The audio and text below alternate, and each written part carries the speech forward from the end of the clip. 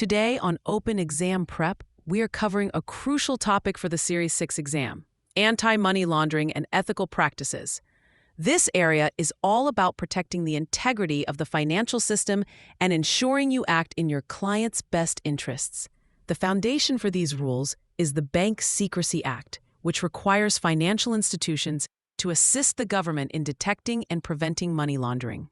Money laundering itself is the process of making illegally gained proceeds appear legal. It typically happens in 3 stages: placement, where the illicit funds first enter the financial system; layering, where the funds are moved around through complex transactions to obscure their origin; and integration, where the laundered money is mixed with legitimate funds and reintroduced into the economy. Your firm's anti-money laundering program is the first line of defense against these activities. A key part of this is the Customer Identification Program, or CIP. For the exam, you must know that when a customer opens an account, your firm must collect, at a minimum, their name, date of birth, physical address, and a taxpayer identification number, like a Social Security number. The firm must also take steps to verify this information, often by checking a government-issued ID. This is distinct from, but related to, the broader Know Your Customer, or KYC rule. While CIP is about verifying identity, KYC is about understanding the customer's entire financial profile, including their investment objectives, experience, and risk tolerance, to ensure your recommendations are suitable for them. A critical component of AML compliance is recognizing and reporting suspicious activity.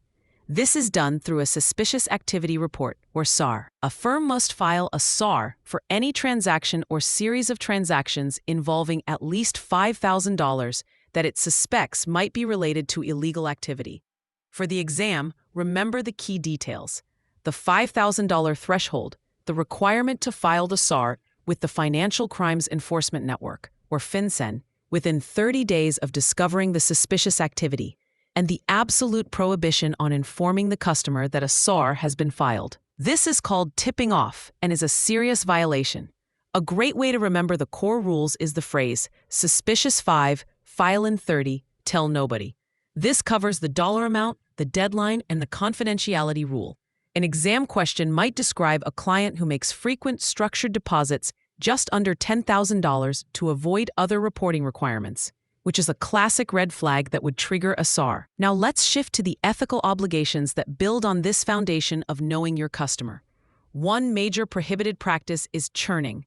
Churning is when a registered representative engages in excessive trading in a client's account primarily to generate commissions, not to benefit the client. The Series 6 exam will test this with scenario-based questions. For example, they might describe a client with a stated objective of long-term growth whose account shows an unusually high turnover rate and significant commission costs that eat away at their returns.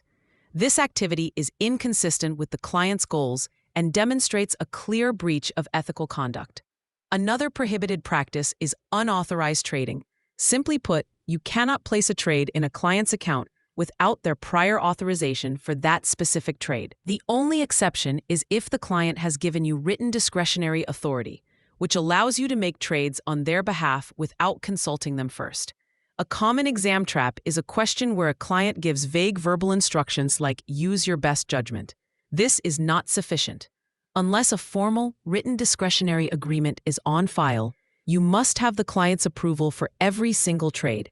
Executing a trade without it is a serious violation, regardless of whether the trade results in a profit or a loss.